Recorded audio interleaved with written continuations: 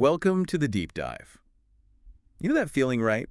You're like brimming with ideas, you can practically taste success, but then actually doing the work. Mm. Ugh, feels like wading through molasses sometimes. Oh, absolutely. We've all been there, wanting the reward, but maybe not so keen on the effort part. Yeah, like dreaming of six-pack abs while, simultaneously reaching for that second slice of cake. So today we're digging into why that gap, the one between ambition and actual action, feels so massive sometimes, especially for you listening. Exactly. And for this deep dive, we kind of zeroed in on this one really interesting YouTube video. It's from LEP Learn English Podcast, and the title is just, well, it's blinked. If you're ambitious but lazy, please watch this video. Huh. Love the directness. It really gets straight to a struggle I think, well, pretty much everyone faces at some point. Right. So our mission today is to unpack that, to really understand why our brains sometimes hit the brakes when it's time to act on those big plans, and importantly, pull out some actionable science-backed strategies you can actually use without, needing to sacrifice all your downtime. Okay, let's get into it then. Why does our brain, this like amazing machine, suddenly throw up roadblocks when we've got these awesome goals? Right. You start off all fired up, but then the sheer size of it all can just feel, I don't know, crushing. It really can. That sense of being overwhelmed by a big goal, it's a very real thing. There was this study back in 2021 by Shunk and Da Benedetto that kind of explains it. Okay. Well, their research basically suggests that when our brain sees a task as like way too difficult or uncertain, its default response is often avoidance. It's almost like a self-protection thing. That totally makes sense. Like staring up at Mount Everest and your brain just shouts, nope, too high, too cold, not happening. Exactly. And then layered on top of that overwhelm, you've got all those fears kicking in, right? Oh, yeah. Fear of failure, obviously. But also, like, am I even good enough? What will people think if I try and totally bomb? Precisely. Those fears create serious internal resistance. And what's super interesting is how sneaky our brains can be about redirecting us. Sneaky how? Well, instead of facing the task that's causing the anxiety, we suddenly find these seemingly productive distractions. That sudden, desperate need to alphabetize your spice rack when you have a major deadline. Ooh, yes. Guilty as charged. That's your brain cleverly dodging the real issue. That's often exactly what it is, a defense mechanism. Okay, so our brains are wired to avoid scary big things. So how do we outsmart them? This is where those tiny steps the video talks about come in, isn't it? Stop looking at the whole mountain. Exactly that. The trick is to shift your focus completely. Forget the giant end goal for a second. Just concentrate all your energy on the absolute smallest, most manageable first step. Like, don't think, write the whole book. Think. Write one paragraph. Or even just write one sentence. Don't think run a marathon. Think do 5 squats. Learning a language. Not master French. Just learn 5 new words today. It sounds almost too simple, but there's real science behind why this works, right? The dopamine thing? Yes, this is where it gets fascinating. The video mentions neuroscientist Wolfram Schultz's work. His studies show that even completing these tiny little tasks triggers a release of dopamine in the brain. The feel-good chemical. Exactly. Schultz found, working with primates actually, that even anticipating or getting a small reward, like ticking off that tiny first step, gives you a dopamine hit. And it's not just a fleeting good feeling. It creates this powerful positive feedback loop. That little win doesn't just feel good now. It actually reinforces the action and makes you want to take the next small step. Ah, so it builds on itself. Like how marathon runners don't just start running 26 miles. Precisely. They start with short jogs, right?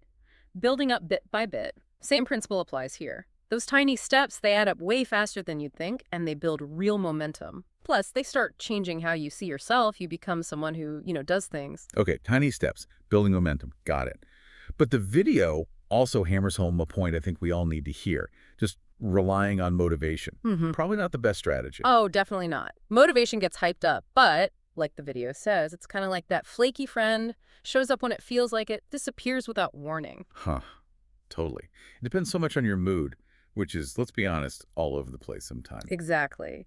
You might wake up super pumped, ready to conquer the world, but by 3 p.m., just looking at your to-do list feels exhausting. You can't build consistency on something so unpredictable. So if motivation is the flaky friend, what's the reliable one?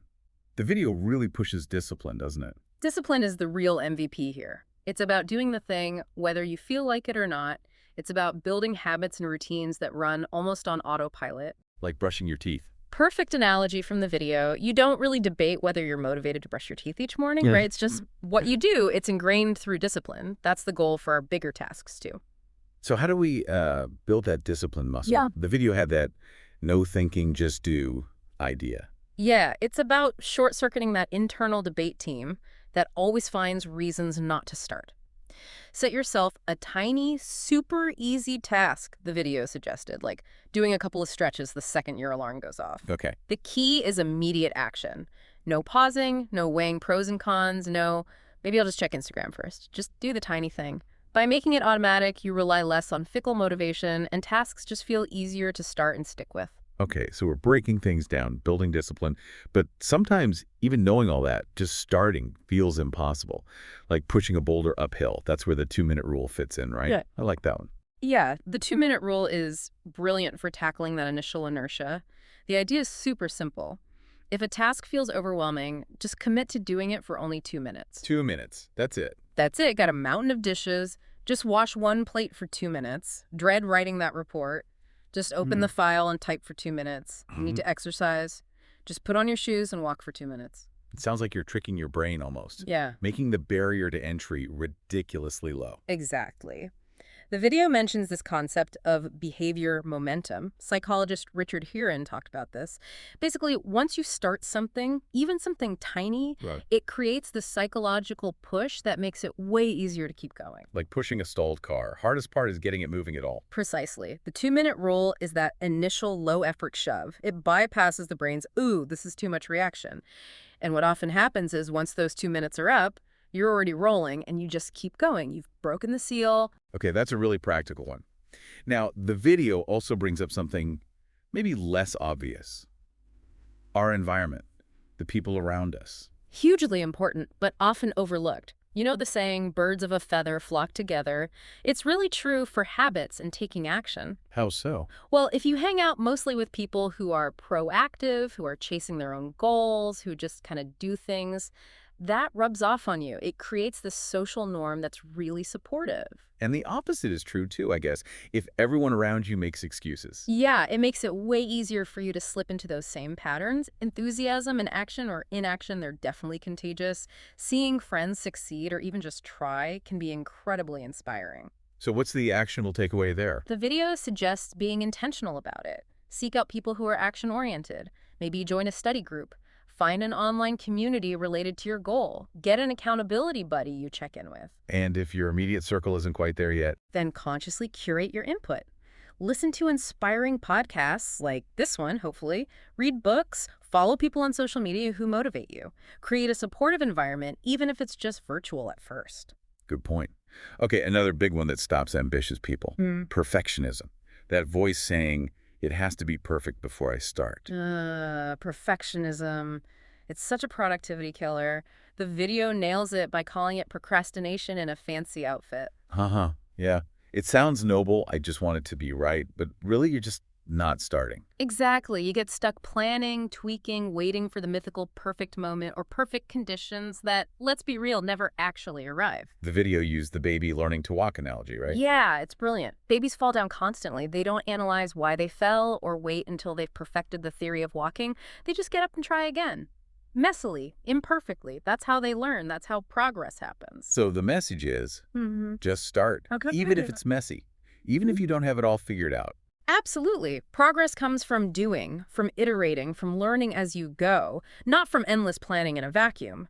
Seriously, done is so much better than perfect, especially when perfect means never getting started at all. Progress beats perfection every time. Every single time. Okay, last strategy the video covered, and it's maybe a bit counterintuitive, but makes sense. Rewards. Strategic bribes, as they called it. Haha, yeah. Strategic bribes. It's basically about consciously using your brain's reward system, that dopamine loop, again to your advantage. How does that work in practice? You intentionally link completing a task, especially when you're resisting, with something pleasurable. Finish that boring spreadsheet. Okay, now you get your favorite coffee, got through that tough study session. Allow yourself that Netflix episode guilt-free. Even checking small things off the list can get a mini reward. Totally. A little mental high five, a quick break, whatever feels like a genuine treat. The key thing, though, and the video stresses this, is the order. Action first, reward after.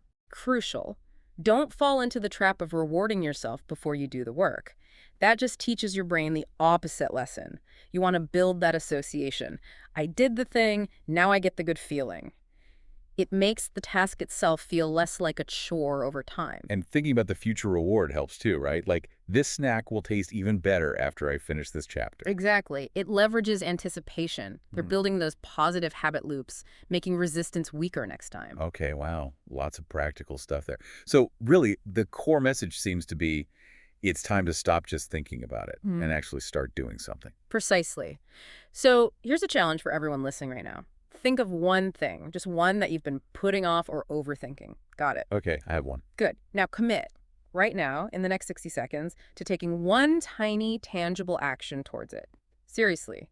Pause this if you need to. It could be anything, right? Send that one email. Yep. Or open the document, do one push-up, make that quick call, just one small thing, do it now. That immediate action, even if it feels tiny, that's what breaks the cycle, right? Starts building that momentum we talked about. Exactly. That's the first domino. Remember, it's those consistent small steps that lead to the big wins eventually. Just keep going. Keep stacking those tiny victories. You really can achieve amazing things that way. Absolutely. So on that note, here's a final thought for you to chew on after this deep dive wraps up. What is the absolute smallest, most ridiculously easy step you can take today towards your biggest ambition? And thinking longer term, what single consistent habit, even if it feels minuscule now, could create the biggest positive ripple effect in your life down the road? Mull that over. Thanks for diving deep with us.